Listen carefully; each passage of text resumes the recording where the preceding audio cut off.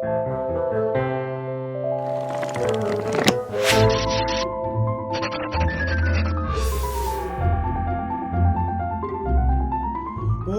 up, everybody? Mr. Forrest back with another episode of E3, Ed Encounters Ephesians. Guys, let's get into part 2 of Unity.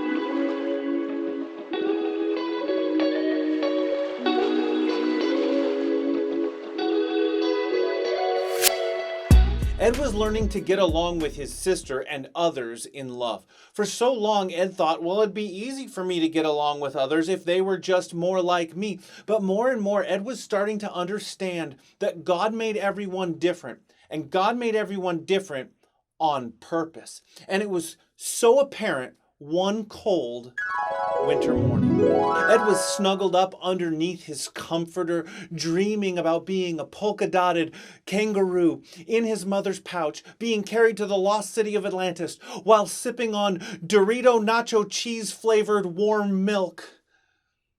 Her pouch was so warm. He was so excited. He's always wanted to see the lost city of Atlantis, and the orange milk soothed his baby kangaroo soul.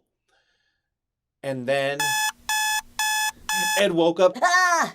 Oh, I don't want to get out of bed. I want to stay under my warm covers. I want to go back to my warm dream. But Ed dragged himself out of bed and did his Ed morning ritual. Ed went to the bathroom and brushed his teeth using his Snoopy toothbrush and his pepperoni-flavored toothpaste. Ed combed his hair with a dollop of sour cream. Ed found a pair of jeans lying on the ground, and he dug underneath his bed through all the rubbish and found a shirt and put it on. He looked in the mirror and he said, "My, aren't you a handsome devil, Ed?" Just then, Ed tripped and fell down the stairs, wrinkling his clothes, messing up his hair, and tangling his unusually long eyebrows. Ed thought to himself, I gotta trim those. As he put on his jacket and put on his backpack and grabbed his lunch and went outside to wait in the freezing cold air for the bus. The bus finally came and Ed got on, and Ed went straight to the back. By the time they got to Ed's house, most people had someone else to sit with, and on the rare occasion where there was a free seat, people would always block Ed because they didn't want to sit with Ed. Ed was the weird kid, and didn't even feel like trying this morning, so he just went to the back and he sat down. But as Ed sat down, he noticed something. He had a perfect view of the back of everyone's head, and as he stared at everybody, he noticed everybody's different. Sure. Margot had a Mary Tyler Moore bob cut, and Sheila had her signature cowtail braid, and Mike had a shaved head, and Mitchell had a dude bro homie surfer haircut, and Lenny had a mullet, and Steve had an afro. But it was more than just having different haircuts. They were different. Well, sure, Mike was Samoan, and Steve was African American, and Sheila was Mexican, and Lenny was Lenny, and Mitchell was a dude homie surfer bro. But it was more than difference in nationality. They were different in personality. They were different in skills. Sheila was an incredible artist, but she was also incredible in the kitchen. She could bake like nobody Ed had ever met, and she made these incredible candies. But Sheila was the kind of person who was introverted. She was extra shy. She had a hard time talking to people unless they talked to her first. And she never wanted to talk in class, and she was terrified to give a presentation in front of the class. Mike was an incredible football player and the biggest kid in school. He could out-eat anybody, but Mike was tired all the time. He could fall asleep anywhere, anytime, in his desk at school, in his chair in church. He'd fall asleep in the car on the way home from school. He would fall asleep in the middle of dinner at a fancy restaurant. Steve was a great basketball player, and he was an extrovert. He liked talking to anyone and everyone. Steve could walk up to a perfect stranger, and within a matter of minutes, they would be close friends. Steve was the kind of guy that didn't get nervous to be in front of people. He was the guy that wanted to be the lead in the school play. He was the guy that wanted to perform in front of the whole school in the school's talent show. And Ed was just weird. Now, he had a lot of life experiences because growing up was really tough for Ed, being in an abusive family and then bouncing around from various foster homes to various foster homes, and then finally he was adopted. But he was just weird. I mean, he liked to put things in his mouth, like snails. And he had eccentric tastes in fashion, like his shirt made entirely out of string cheese. He had eccentric tastes in food, like the classic P-boy sandwich, that is, peanut butter, onion, and ice cream sandwich. And because he was weird, people made fun of Ed. And every time they did, it hurt his feelings. Ed was thinking about how different they all were when the bus pulled up to the school. They got out of the bus and Ed stumbled into his math class and he sat down and listened to Mr. Carlson ramble for over an hour about math, and then he listened to Mrs. Jordan babble about geography, and then he listened to Mrs. Smith go on and on about social studies. So when the bell finally rang, every kid was ready for an extra long recess. Every kid was ready for lunch. All the kids jumped to their feet and ran outside, and in the stampede, Lenny was knocked over and trampled. When Lenny fell, he fell into Mr. Rollmaller's puzzle table. The table started teetering, the puzzle slid off, and boom, burst into 1,000 pieces. Meanwhile, Lenny hurt his knee. Mike jumped up, pushed through the crowd, and held out his hand to see if Lenny was okay. Steve jumped over and they both helped him up and helped him back to his seat. Sheila had one of those instant ice packs in her backpack that she carried at all times for just such an occasion, and she snapped that. It started to get cold and she held it to Lenny's knee. Mike, Ed, Sheila, and Steve stayed back from recess, skipped their lunch so that they could help Lenny put Mr. Rollmaller's puzzle back together, because they knew if Mr. Rollmaller came in and saw that his puzzle had exploded everywhere, he would be ripped. So the kids started putting the puzzle together. And as they did, they talked and laughed, and they were actually having a really good time. And Ed liked this puzzle. It was a countryside puzzle, a puzzle showing a log cabin, and on the porch there was a little boy with a red hat and his dog. In the front yard, there was a wagon and a mailbox with the flag up. In the background, there was a big windmill and rolling hills. It was a beautiful puzzle. And as they put it together, Ed started noticing something about every single piece. Every single piece was important to the puzzle. Like if one of the pieces got lost, Ed felt like the whole puzzle would be a wash. It just wouldn't be the same. It just wouldn't be complete. And as he looked at the different pieces, he saw how important they were. One piece was the tip of the dog's nose. Another piece was a patch of grass. Another piece was the corner of the windmill blade. Every piece was part of the bigger, beautiful picture. But not only that, not just the picture on the piece, but the actual shape of the piece. Ed noticed that no two pieces were exactly the same. Otherwise, the puzzle would get confusing. Pieces looked similar. Some pieces looked way different. Some pieces were corners and edges, but some pieces were from the middle. As Ed looked at it, he saw that every piece was unique, but every piece was essential to making this big, beautiful puzzle. And Ed stood up and his eyes got wide, and the kids wondered what in the world was going on in that strange brain of his, and Ed had a mind-blown moment. Ed realized that God had made them all different on purpose so that they could serve him and serve others.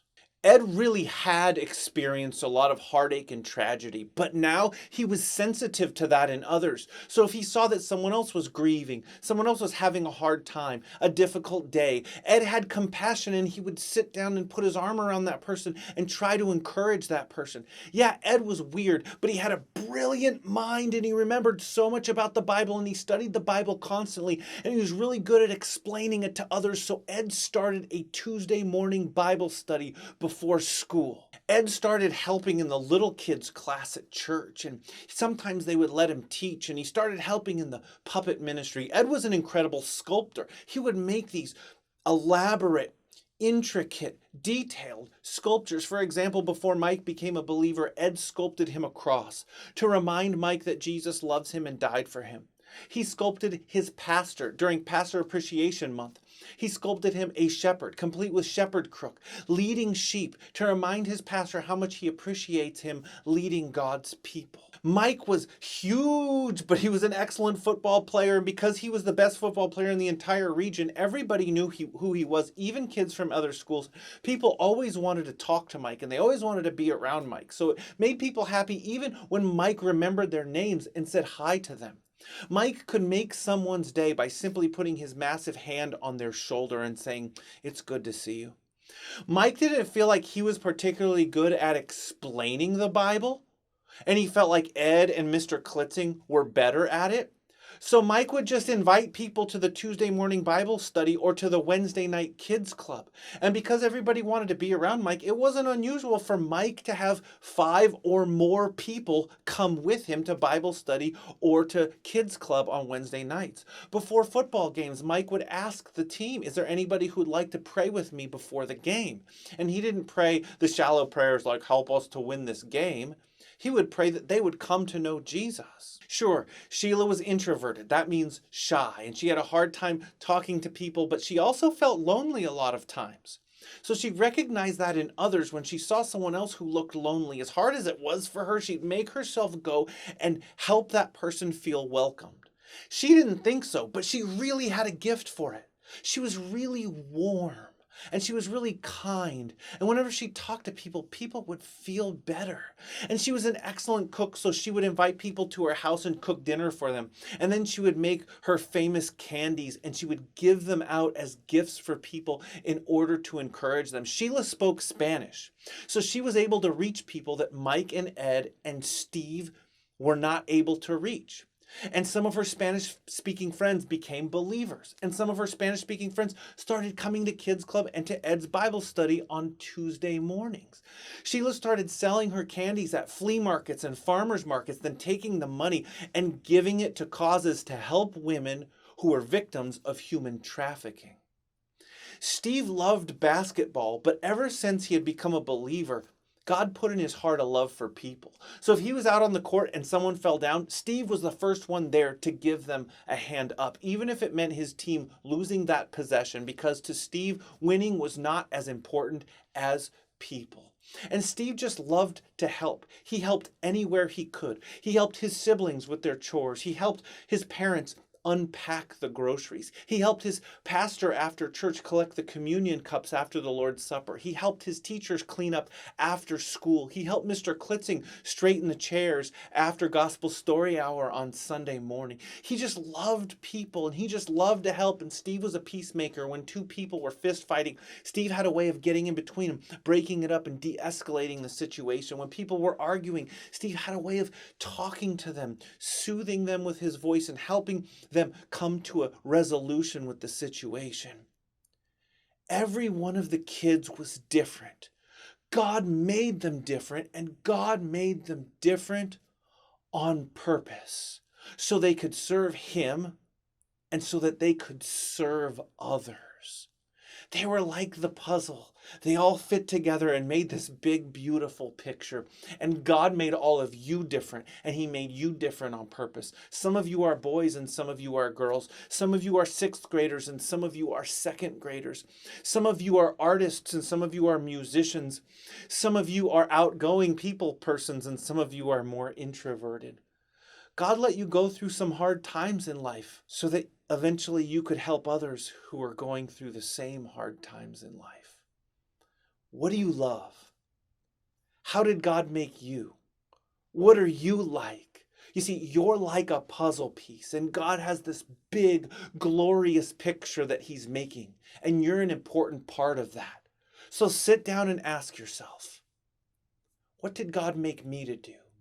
How can I serve God and serve others with the gifts he's given me? Our take-home paper this week looks like this. Our memory verse is Ephesians 4:7, but grace was given to each one of us according to the measure of Christ's gift.